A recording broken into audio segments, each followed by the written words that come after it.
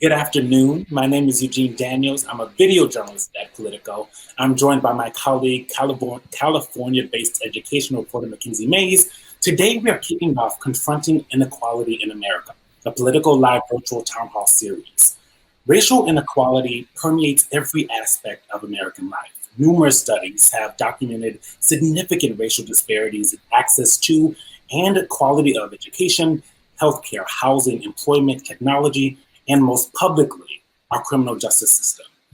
These problems have long plagued the country since our founding, honestly, but the current wave of protests over police brutality and racial injustice have brought them to the forefront in a way that makes it harder for Americans to ignore.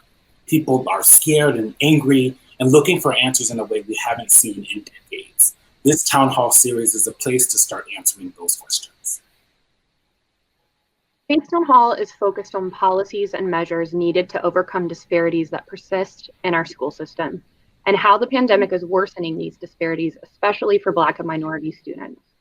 Joining us today is Catherine E. Lehman, Chair of the U.S. Commission on Civil Rights, John B. King Jr., President and CEO of the Education Trust and former Education Secretary under the Obama administration, Janice Jackson, CEO of Chicago Public Schools, and Michael Crow, President of Arizona State University. Before we get started, we're going to watch a video made by our wonderful Politico video team to give us a brief overview of the foundational problems with inequality in the U.S. education system. When it comes to education, there's a significant achievement gap between white students and students of color. This gap has been the same since the late 1980s, and in fact, it used to be much worse. To understand why, let's rewind to the beginning. Puritans in Massachusetts were the first to experiment with public schooling. The Massachusetts School Law of 1647 required every town with 50 or more households to teach children how to read and write, and they paid for this with a property tax law. Free schooling was highly controversial in the 19th century, but eventually all states added a right to public schooling to their constitutions. Well, they extended this right to white children. In the 1700s and 1800s, Southern states passed anti-literacy laws that made it illegal to teach Black people how to read and write. After the Civil War, those laws were abolished. The new rule was a Supreme Court decision, Plessy versus Ferguson, which stated that education could be separate but equal in 1896. And this was the law for a long, long time. And I say segregation now, segregation tomorrow, and segregation forever. Some areas, either by law or by practice, segregated schools for Latino, Asian, and Native Americans. Schools were definitely separate, but they were not equal. Black schools were overcrowded, many used hand-me-down books from white schools, and struggled to attract teachers with the low pay on offer. If a town only had enough money to build one school, it would de facto be for white children. Nationally, Black people pushed to increase access to and quality of education, despite Jim Crow laws. Literacy rates rose 50% in the decades leading up to 1910. In 1954, the landmark Supreme Court decision, Brown versus the Board of Education, outlawed racial segregation in schools. Again, outcomes were positive. A large part of the success came from forced integration, busing students across neighborhoods to create more diverse classrooms. But Supreme Court decisions in the 70s undercut that movement. Milliken versus Bradley in 1974 said that two-way busing between Detroit's Black schools and white schools in the suburbs wasn't required. Today, schools are almost as segregated as they were in the late 60s. And again, they are not equal. There's no right to education mentioned in the founding documents, so the United States is relatively unique among nations by leaving it up to local areas to determine the quality of their schooling. We still use the system the Puritans came up with, local property taxes, to fund local schools.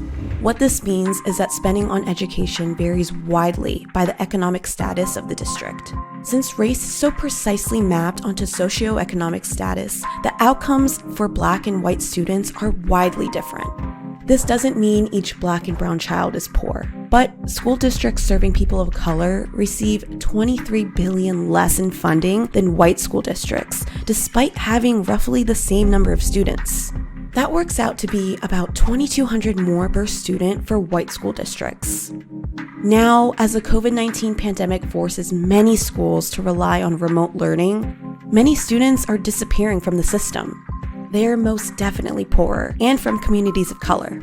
The educational disparity is pervasive, long-standing, and crystal clear. The question becomes, why is it that unequal schooling opportunities have disadvantaged the same groups of people for the past 400 years? And when will that change? And today we hope to answer that question, attempt to answer that question. This is a town hall, of course, so we want to hear from the audience watching on Politico.com. Under our live stream, type in the response to this question. What concerns you the most about how the pandemic could worsen educational inequalities across racial lines in the US? We'll share your responses at the conclusion of the town hall. We want to start off with the reason we're all sitting at home doing this virtually instead of in person. The COVID-19 pandemic. More than 200,000 Americans have died, but the country has slowly begun to reopen. A major aspect of that reopening is schools. Parents and teachers all over the country are working to navigate the complexities. My mom's a teacher, my partner's mom's a teacher. Dr. King, this has exacerbated some of the existing inequalities. What could be done to make sure marginalized students have access to the internet or lunch, or have the ability to have parents who are struggling to stay home and help? What can be done? Well, thanks for the opportunity to join you all for this conversation. It's important to start out by saying it didn't have to be this way. The federal government made a series of disastrous decisions in the management of COVID-19 that has gotten us to a place where so many school districts have to be virtual or hybrid. Now, sadly, we knew this was the likely outcome in the spring and then failed as a country to do the necessary things to prepare. We should have made a major investment in internet access. We know that about 79% of white families have internet access, only about 66% of African-American families, 61% of Latino families. So knowing in the spring we were likely to have a good amount of virtual learning, we should have addressed internet access. We know devices are a problem, that there are kids who right now today are doing their schoolwork on their mom's phone and maybe taking turns with their siblings. We ought to have ensured that every kid had a device. That would have required a significant federal, state, and local investment. Some school districts tried to do that work on their own, like Chicago. I'm sure Dr. Jackson will talk about that, but we haven't done enough to make sure that every kid has internet and devices. The highest needs districts did not have the resources to provide support for their teachers around professional development. And so in many cases, folks are still struggling to make distance learning work for their kids. We need Congress to step up with significant investment, and we need state and local leadership laser focused on making sure that kids get the learning they need. The evidence suggests that on average, there's 7 months of lost learning for kids, 9 months for Latino students, 10 months for African-American students, just from the spring, not including the learning loss that we're now seeing as we move through this school year. Final point, our competitors around the world are taking aggressive steps to try to address this. The UK, for example, has launched a national tutoring corps to try to make sure that there's intensive support for kids to make up for lost learning. We need that kind of effort here, but again, it will require Congress to step up with resources. Regarding distance learning and the school closures forced by the pandemic, there's a lot of talk about the importance of the first 5 years of a child's life and the loss of social emotional skills happening without these classrooms. Special education students who require hands-on learning are especially suffering. Chairwoman Lehman, I want to talk to you about this. Can you talk about the importance of focusing on the intersection of race and poverty and other identities and needs when it comes to our most vulnerable students in this moment? Sure, I think it's important for educators and for all of us as parents and people in the education community to be worried about the whole child and to be making sure that we're focused on educating the whole person.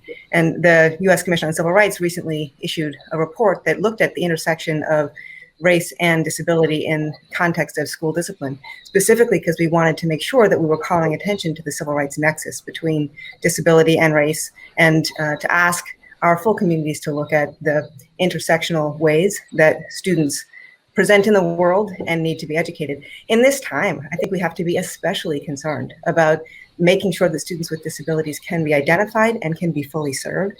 It's a scary time for all of us. It's a different time for all of us as we think about schooling, as so many of us are not learning in school, and so many of our children are not learning in school. When I led the Office for Civil Rights with Dr. King at the Department of Education, we also looked at virtual schools and their ability to make sure that students with disabilities are identified as students with disabilities and then are appropriately served. Now we're seeing that as the norm across the country for so many students. And it's a setting that is uniquely difficult to ensure that we can recognize the needs of the students and then also make sure that the various ways that students with disabilities should be served can be served in this distance learning context.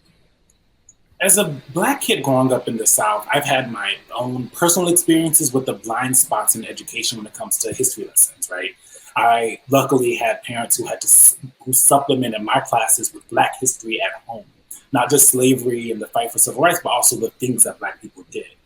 President Trump recently attempted to discredit anti-racism lessons in public schools and said he signed an executive order to mandate a more patriotic, his words, curriculum. President Crow, do you think ethnic studies and accurate courses, more importantly, on the history of slavery and its impact on systemic racism should be a graduation requirement for high school and college students in the US? And is middle school where we should even start teaching these kinds of things? President Crow. Can you hear me all right? Yep, there we go. There we go.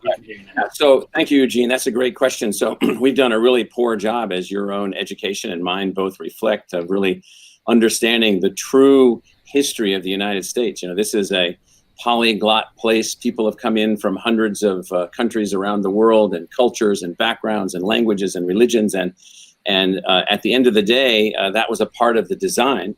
But we failed to educate people about what that design would ultimately mean, that we would end up then with this unbelievably diverse population. So the failure that we've had in our education system, and we should go back and correct this at all levels, middle school forward all the way through college, is we've got to help people to understand that the core ideals of democracy in the design of the United States, of liberty and equality and justice, those core ideals have been very unevenly allocated, very poorly implemented, and that the institutions that we have, as John was suggesting, our designs don't reflect this either. Our schools aren't designed to either teach who we are and why we exist. Our colleges are not designed that way, and they're also not designed to reflect, accept, and advance that unbelievably diverse culture that we have from the basis of equality. Now, you can't get there unless you understand the struggle, unless you understand the flaws, unless you understand where the design started as an idea, which is fabulous, and then how it's been implemented relatively poorly. And so those things are required. So absolutely, Eugene, it is necessary for us to go back and rethink how we're going to get people educated about how we achieve the aspirations of the United States. I can tell you, in the case of our own university, we've redesigned everything because we were on a track of just implementing the old failed design, which educated largely white middle-class students and didn't do much for other folks along the way. And so we've had to go back and rethink everything, including what we teach, how we're structured, everything. So absolutely. Thank you. The president specifically has threatened to withhold funding from schools teaching the 1619 project. This is something that came out from the New York Times last year. We all know that's not something he can do unilaterally. He can't do that federally. But how should institutions behave in this time of reckoning? Dr. Jackson, I want to bring you in here. Your school teaches the 1619 project. You made sure that the high school students, I think, had a copy. What has that experience been like for students and families? And has there been any political pushback? And do you worry about funding threats? That's a lot of questions, but Dr. Jackson. It seems like you're maybe on mute. Go ahead and try to unmute and see if that. We're not hearing you. That's okay. We'll have our director try to figure out what's happening with Dr. Jackson's mic, and we'll come back to you as soon as we can. Mackenzie, do you want to go ahead and ask the next question? Yeah, I'll ask Dr. King. Speaking about this federal dynamic with the states, I'm wondering what you think the federal government's role should actually be when it comes to all of this. Local school districts have long had the power and freedom over their own curriculums. But like Eugene mentioned, the Trump administration has repeatedly threatened that freedom. So as we near the election, what do you think that approach should be now? And do you think that this moment will change the federal relationship to education?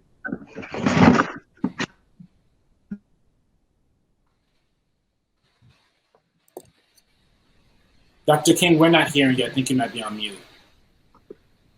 This is the world we live in now. Yeah, exactly. Exactly. Look, let's be clear about what the 45th president is trying to do. I mean, this isn't just a dog whistle. It's a dog bullhorn to try to signal to white nationalists that he is on the side of a false version of our history that denies the reality of slavery and Jim Crow and segregation and the consequences it's had for our society. And that's what he's doing. And he's doing it through empty bluster because the federal government cannot withhold funds from school districts based on their using the 1619 project. It's not the role of the federal government to dictate the curriculum that's taught day to day in schools. And that said, what this administration has done is dismantle the vital civil rights enforcement role of the education department. What the department should be doing is ensuring that when districts don't serve their students of color well, or their students with disabilities, or their English learners, that action is taken. And they have shirked that responsibility. They have also walked away from the work that Chairwoman Lehman and others were doing to try to make sure that districts honor their obligation to dismantle segregation. We ought to have a federal education department that's leading on fulfilling the vision of Brown. I love the video because the video captured that there was this moment in 1954 where there was the potential to dismantle the systematic segregation of our schools. We made some progress in the next 2 decades, but then because of the Supreme Court, we lost much of that progress. And today we have places that are more segregated than they were even 5 or 10 years ago. We ought to have federal leadership to create a truly equitable, integrated school system. Yeah. Thank you. Dr. Jackson, how's your mic? Can you guys hear me now? There we go. Okay. There we go. I don't know what happened. That's okay. This virtual world is giving us even more technological issues. Yeah. Well, this is going to really hit at the credibility of some of the things that I want to share about our response to COVID-19 and remote learning. But going back to 1619, as you pointed out, CPS was the first school system to adopt that immediately upon its release, and mainly because it was building on a foundation that has started in our school system for the past few years. We have created multiple opportunities to teach controversial issues in Chicago public schools. I think one of the first curricular supplements we put out was in response to the death of Freddie Gray. And so we have been addressing these issues, addressing some of the ugly issues here in Chicago around police brutality that existed decades ago and continue to impact communities. And so I don't worry about that threat. I do recognize that we live in a very liberal space here in Chicago. And so I sympathize with some of my colleagues who live in other places where to even speak the words equity or Black Lives Matter is met with, kind of a visceral reaction. And of course we get that. I get the hate tweets and the hate mail and all of that. But that is minuscule compared to the benefits that we get when we teach all of our students, not just African-American students, the importance and the richness of our history here in this country. And for me, what was most powerful about 1619 as a former history teacher is that it was a counter narrative. I worked really hard as a teacher to find additional materials to give my students a different perspective. And now, if I were teaching in 2020, I would just be so thrilled with all of the resources that exist so that we can give our students a more broader perspective about American history. Not all of it is good, not all of it is bad, but we really do our students a disservice when we don't teach them all of the things that have occurred and how we ended up where we are here today. So I find it empowering. We prioritize student voice here in Chicago, and our students have really been lifting up their voices in many ways that make us proud.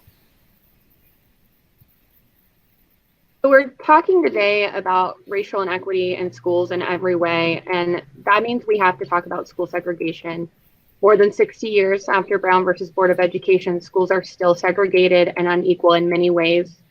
Students of color are more likely to go to schools with less resources and are less likely to go to college. An academic achievement gap persists among Black and Brown students and their white peers. Chairwoman Lehman, can you talk about what sort of policies in education and outside of education can start to chip away at these disparities, both at the K-12 and college level?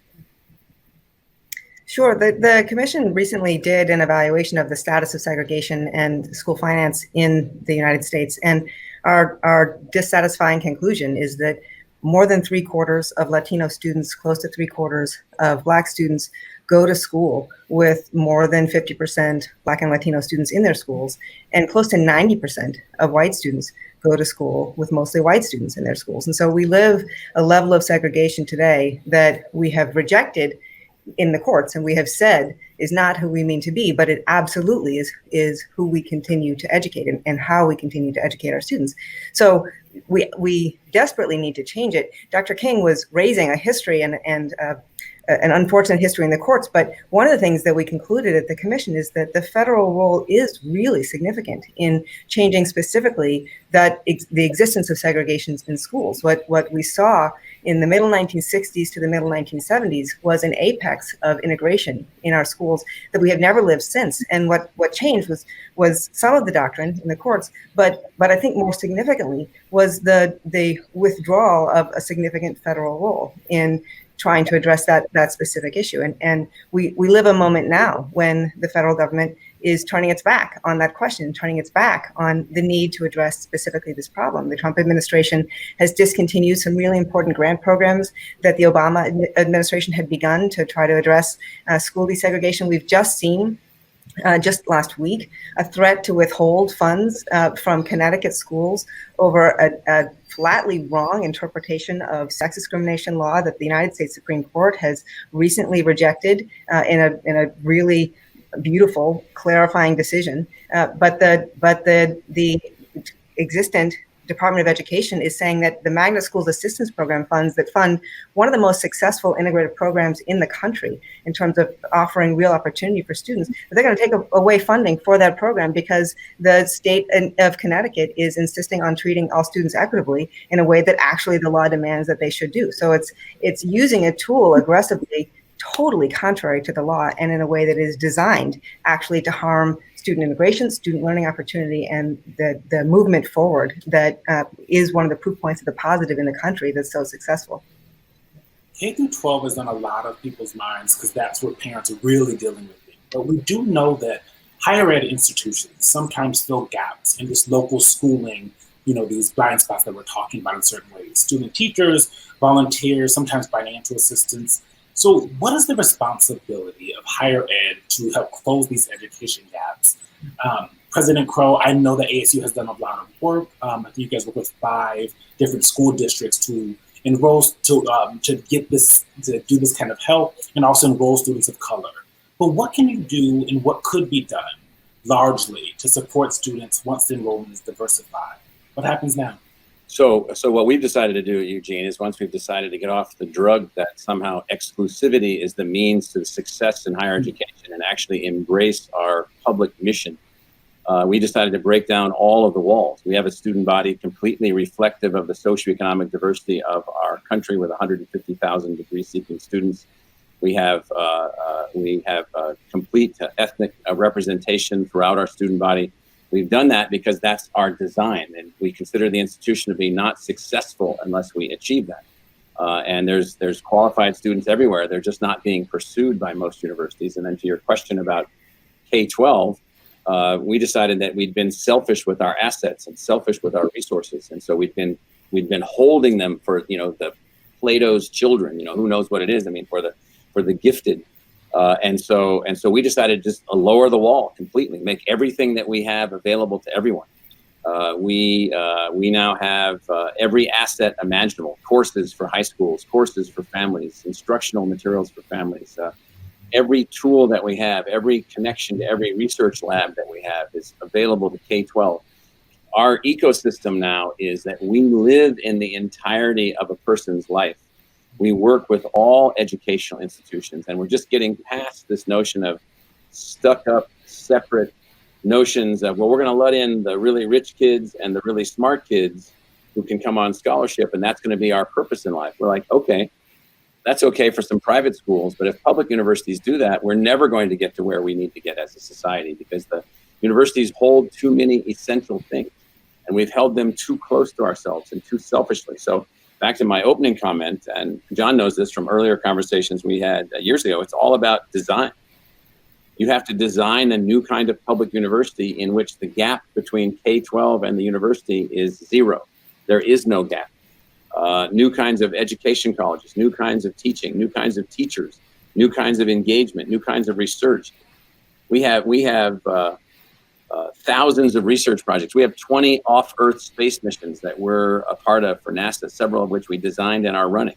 Every one of them is linked to K-12. Every one of them is linked to the community, because without doing that, we're just a selfish little hoarder of assets that then grants privilege to a few people that can afford to come to the university. That's a public policy failure, so we're not a part of that. The killing of George Floyd and Breonna Taylor by police officers, and now the lack of a charge against the officers for Breonna Taylor's killing just yesterday, have continued to reignite calls we've seen people take to the streets and call against police brutality. It's also sparked campaigns again across the country to quote unquote defund the police. That means different things to different people. This also resulted in school districts across the U.S. reckoning with the presence and impact of school resource officers. Some districts have since voted to remove police officers completely from school campuses or to significantly cut their budgets. I had that in school, where we had some officers in school. We also know that students of color, particularly Black boys, are disciplined at a much higher rate in school than their peers and have more interactions with these police officers when they're there.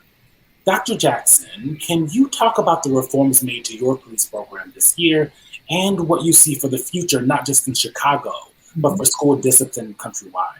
Yeah.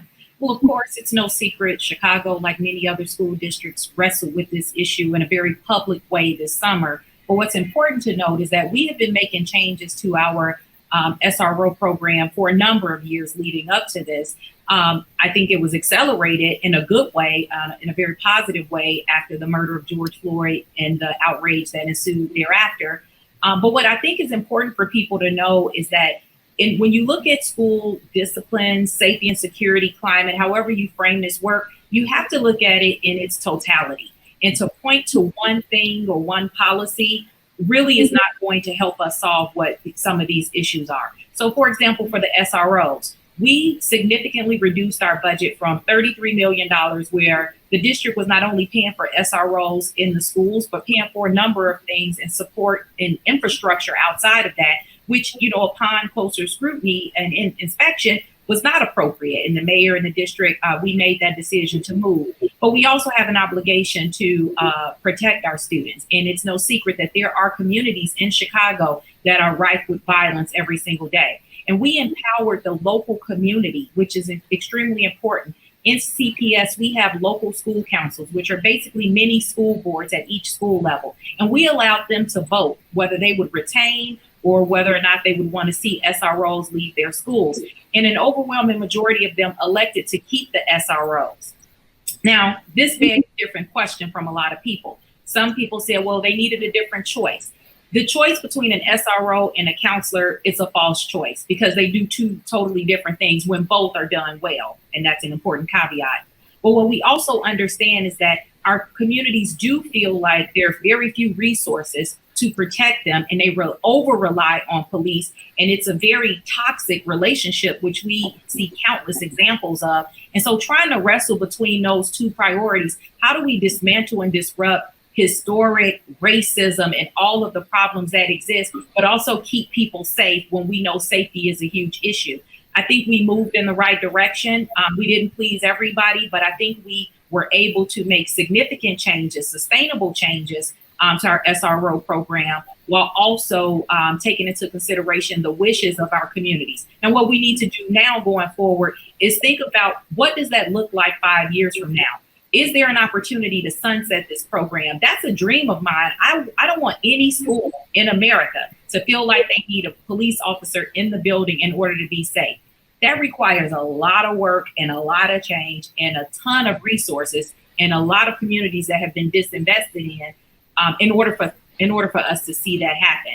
The second part of your question talked about student discipline, which I'm really proud of the reforms that Chicago Public Schools has made, and we're a leader in this. I won't rattle off all of them. I'll just give you the highlights and say that we have reduced suspensions by 67% by prioritizing social emotional learning and other restorative practices. And we have reduced expulsions by 89%. We, in effect, put our expulsion department out of business in CPS. Now, they didn't get fired. They work in other departments and they're working on other things. But there were so few expulsions from school that we no longer needed this department, which was a robust department with multiple lawyers and other folks, 10 years ago. Yeah, and so when we talk about, school discipline and police officers, the argument a lot of times is about school safety. Dr. King, I'm looking for an answer from you here. I know you've done a lot of work on this topic about disproportionate discipline in schools across racial lines. What do you say when supporters of school police argue that it's a safety measure, and they point to these horrible school shootings as a reason why we need a police presence in schools? And do you think that the calls we're seeing nationally for police reform outside of schools is going to also change how we address school safety? Yeah. Well, in this moment, as we think about what happened yesterday with the decision to not have meaningful accountability for the police officers who murdered Breonna Taylor, it's important that we see this question of over-policing in its historical context. And this is why we need to teach history well. Yeah. Over-policing was a strategy for preserving the institution of slavery.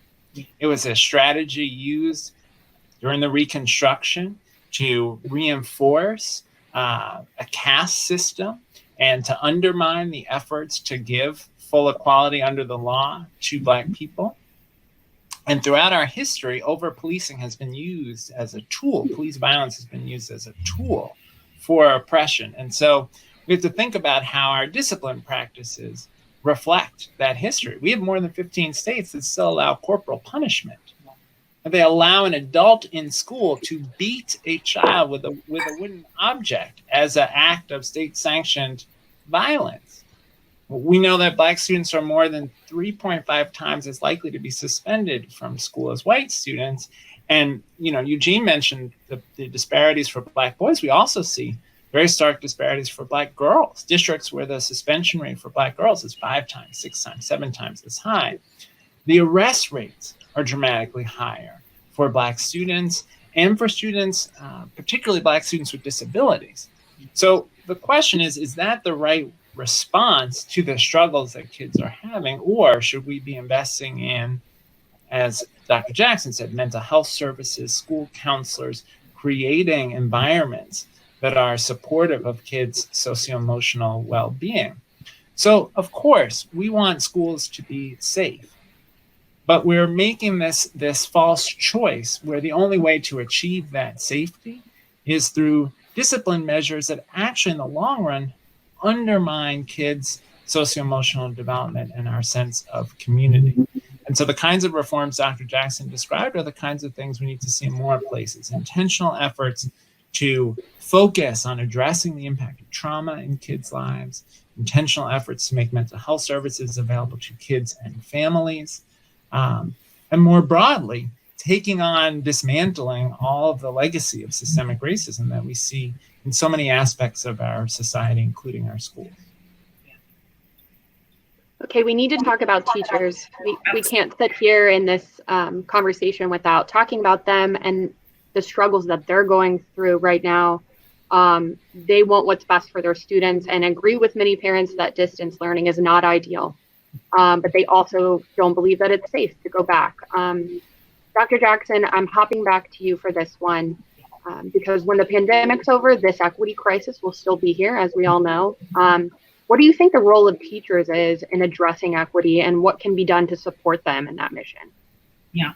Well, I'll talk holistically and then drill down a bit. Number one, our teachers, like many teachers across the country, have been phenomenal. I was talking to someone earlier today, and the amount of creativity, and I'm not just saying this, the creativity that I see with my own children who are struggling with remote learning and across the district is amazing. And it's what we expected from them. It's what they always deliver on when you look at what teachers provide and do for students every single day. As a school system, and there's tension with this, but I want to be honest about how I approach this. We believe our job is to keep on pace. I got a lot of questions at the beginning of the pandemic around how are you going to make up for lost learning and how are we going to catch up? And the response was we were already struggling to catch up. We were already struggling. Chicago Public Schools was highlighted in Sean Reardon's research out of Stanford, where kids grow 6 years and 5 years here, but they start behind. And so even with our best efforts, when we're keeping up and outpacing their peers, they still haven't caught up to the national standards that we are striving for. And so it's important for us to keep that in mind. I think the pandemic has both illuminated those disparities that exist in our system, but they are also reproducing them in some cases. Chalkbeat put out an article a while ago that showed that 75% of white students are getting some kind of in-person learning from a teacher. And that number goes down dramatically when you look at Black and Latino students. And that is because many of those students that are white happen to be in schools that are well-funded public schools or private institutions. And majority of Black and Latino students do not have that luxury. So when you think about something like Brown versus Board of Education, this idea of integration and equality, it still is fleeting for many African American and Latin American people, Latinx people in this country. And COVID has only made that more dramatic. I would say remote learning, we've learned a lot. I think that our teachers have learned a lot around how to use technology in the classroom. And I think that's something that will carry over in a post-COVID environment. But make no mistake, nothing replaces in-person instruction from a highly qualified teacher. And let us not forget about the social and emotional aspect of what's going on. This is a very isolating experience. And what I see is that same inequity exists, where you have affluent families creating these learning pods and these activities outside of the school setting, guilty of doing the same thing because I want to keep my kids engaged. I want them to be active. I want them to have a social outlet. There are far too many students who don't have that privilege because they aren't in school. So schools provide so many things. I don't have to, preach that on this call, but there are some things that I think are critically important to child development that children are missing out on in a remote environment, which is why we're working extremely hard to get them back in school. The last thing I'll do is put in a plug for support. Earlier, we started talking about public schools, and my message here is that public schools are always an afterthought. It didn't have to be this way, as John pointed out. When will people realize that we play a critical role in the economy, both in the present and in the future? And when we continue to think about public education as an afterthought, you will continue to see the disparities that exist in our system. We're going to switch topics and head to school choice, a topic that gets a lot of people riled up. School choice advocates, Education Secretary Betsy DeVos being one of those, say these programs are vital to provide a way up and out for Black, brown, and poor students, that it's filling a void created by all this inequality and inequity that we're talking about. Republicans have touted school choice as a way for parents to have a say in their child's education and point to programs that specifically focus on serving children of color who need that extra help. Chair Lehman, what do you say to this argument for charter schools when it comes to an equity lens? Well, first, the U.S. Commission on Civil Rights has not spoken to that question, so it's not something I can speak to from the Commission's perspective. But my own perspective is that school choice has not worked to solve the problems that exist in public schools, and in fact leave public schools behind in an effort to chase after something that can be a choice opportunity. So for me, I am very excited about opportunities that extend to all students. I am very excited about magnet schools, public school choice, options within communities as ways to make sure that all students are able to succeed, and unexcited about any conversation that is not focused on every student equity every time. There's another school of thought that disagrees with Betsy DeVos and says that school choice reflects a worldview that some schools are better than others, and that's just the state of things, and we kind of have to accept it.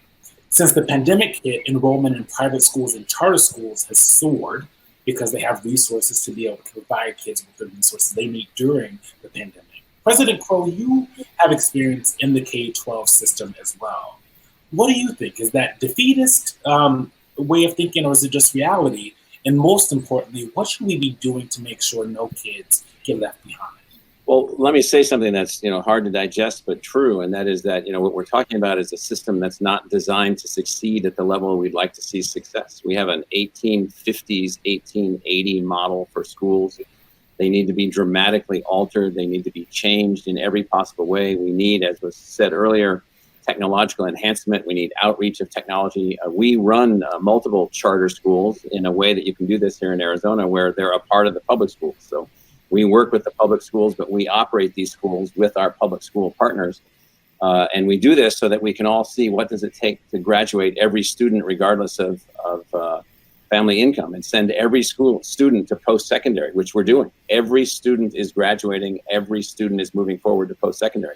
That then has allowed us to become the in a sense, the design modernization partner with the school districts to work in ways where we can affect these kinds of designs on a basis where we take all the university's assets, all the tools that we have, and we start working together. So the notion is in these schools, and I'm a working class kid. I went to 17 schools. I went to more than half of them were schools that whites were not the majority. So I have a very diverse background and a lot of experiences, good and bad, from these schools growing up. And what I found then as a kid and what I find now as the university president engaged in, K through 20 and lifelong education is that if you don't fix the design, none of these things that we're talking about will be repairable. The design has run its course. The design is achieving all that it can achieve, and there's no way to do the things that we're trying to do with the existing design. And we could spend a lot more time talking about that. We've had to change everything. The empowerment of the teacher, the enablement of the students, the enablement of the families, the way that we're working with families, the way we've changed family counseling, family advising, student counseling. All these things have been altered in the way that we're structuring things, and we're getting tremendous results from this. Tremendous results. I know all of us could talk about this all day long, but you guys all have a lot of work to do in fixing all these problems. So I want to thank you, Chairwoman Lehman, Dr. King, Dr. Jackson, and President Crow for joining us to kick off Politico Live's Confronting Inequality in America Town Hall series. It was great having you all with us. Thank you so much for taking the time. Thank you. Thank you. Thanks so much. All right. Thank you. This is terrific.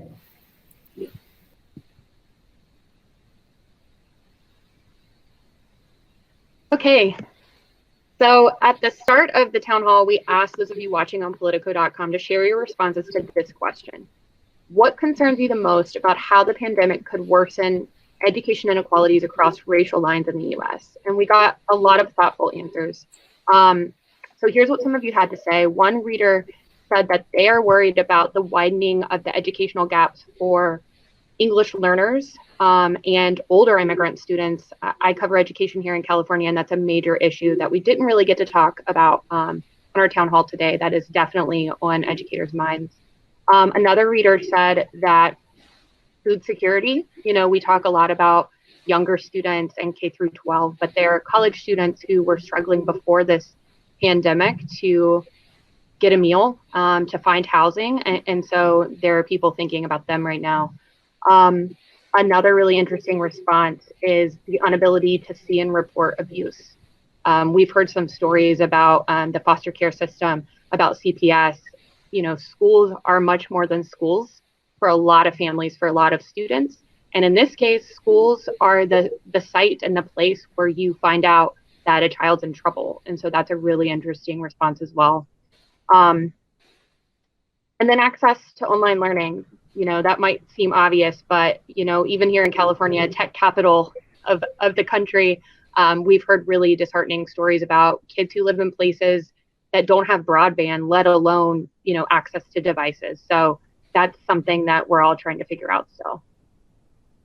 All of you watching, thank you again for tuning in. I will be back at the end of October to co-moderate another Politico Live Town Hall on confronting inequality in America.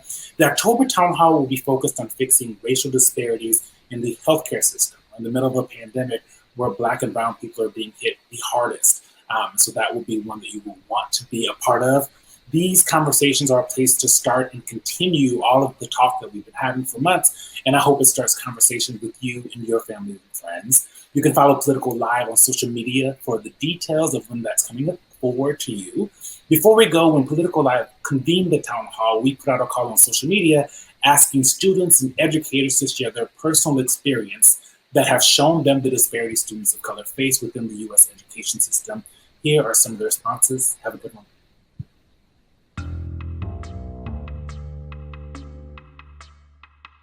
We have to take schools off of the property tax. We cannot reward students for living in schools with a higher tax base. Instead, this should be a general funding matter where we pay by the student, we pay by the need, and we fully fund IDEA on the federal level. I teach in a county that is 53.8% African American.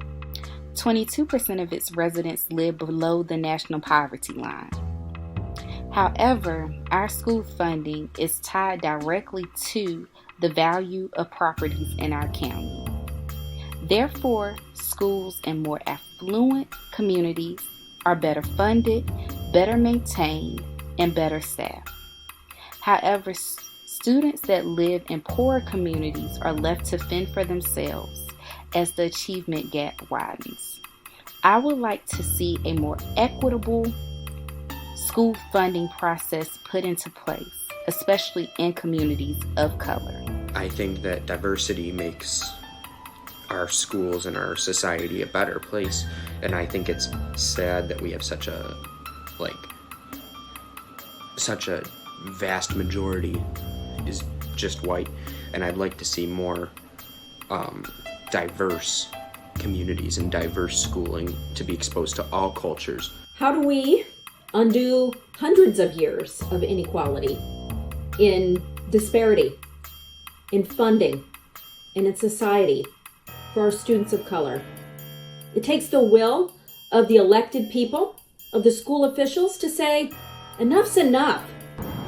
I think it's important to note that even in integrated districts, there are opportunity gaps that are products of a system entrenched in whiteness.